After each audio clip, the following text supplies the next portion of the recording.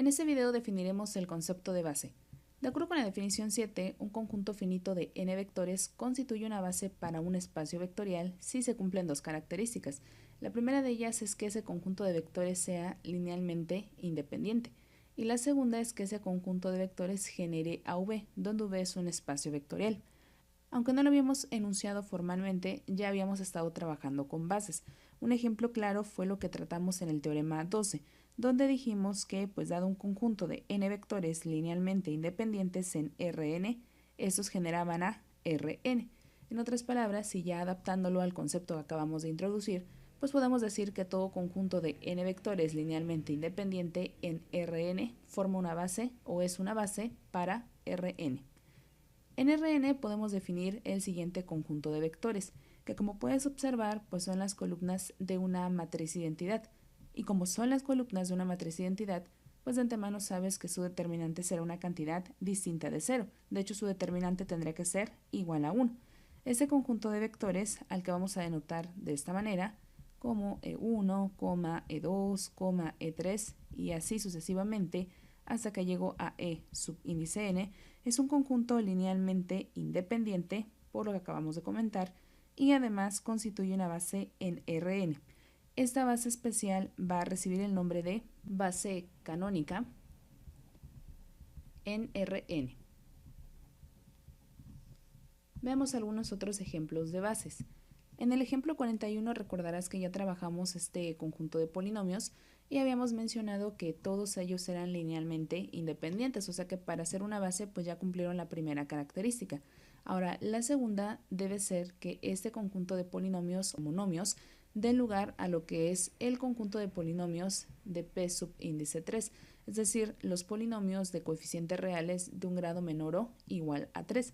Y de hecho sí lo hace. Recuerda que ya también en el ejemplo 29 nosotros revisamos que dado este conjunto de monomios, todos ellos eran un conjunto generador para P subíndice n, es decir, el conjunto de polinomios que tienen un grado menor o igual a n y cuyos coeficientes son reales.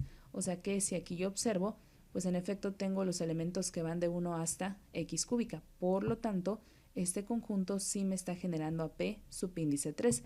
En otras palabras, como son linealmente independientes y generan a este espacio, significa entonces que, en efecto, este conjunto de vectores es una base. De hecho, le vamos a dar el nombre de base canónica en P subíndice 3. Ahora, de forma general, podríamos entonces decir que para P subíndice n, ya que este conjunto de monomios lo están generando y además todos ellos entre sí son linealmente independientes, pues de forma general esto que tengo acá también es una base.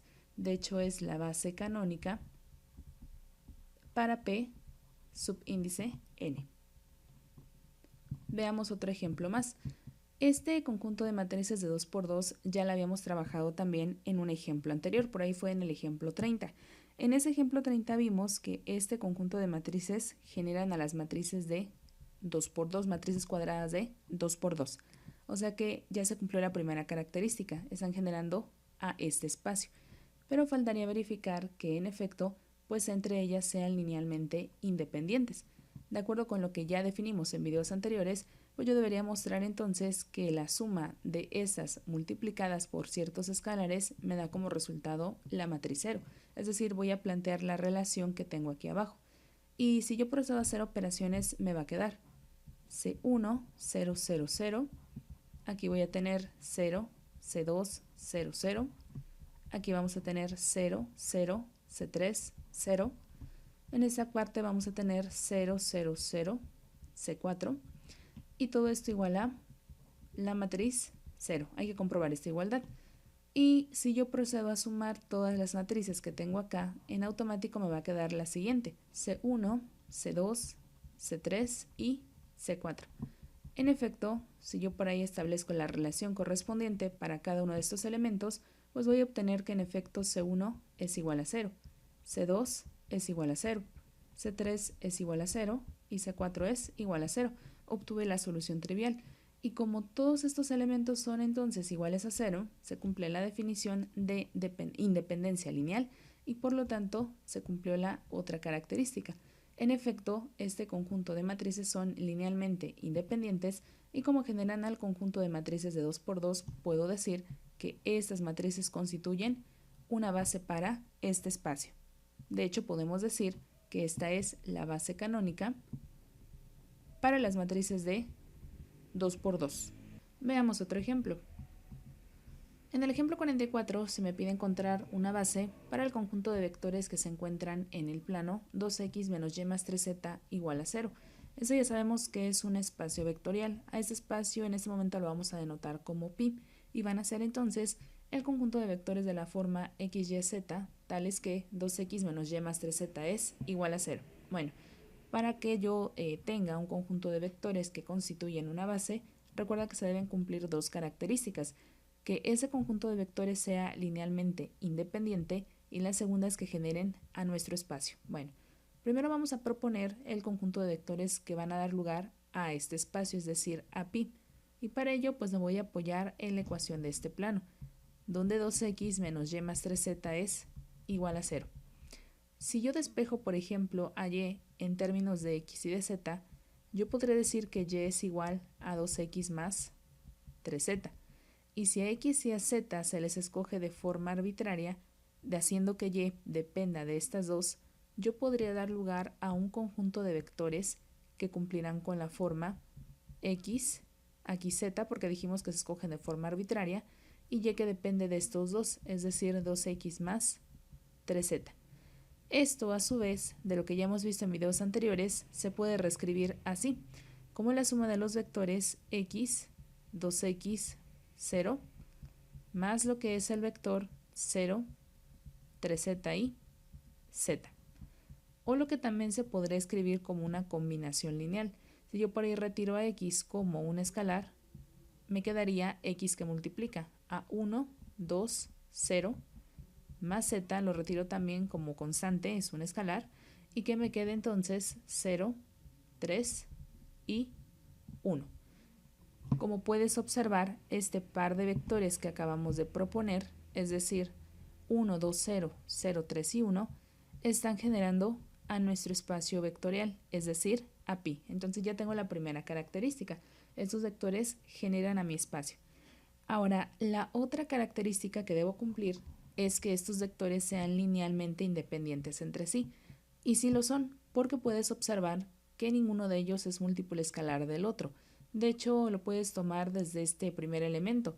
Si tú observas, para que yo obtenga en vez de un 1, un 0, tendría que multiplicar a este vector por 0.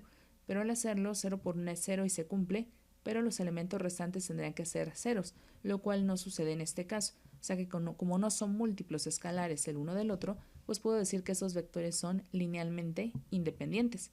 Y como se cumplen ambas características, es decir, este par de vectores generan a pi y además son linealmente independientes, esto implicaría que una base para lo que es este espacio vectorial pues vendría a estar constituida por los vectores 1, 2, 0 y 0, 3, 1.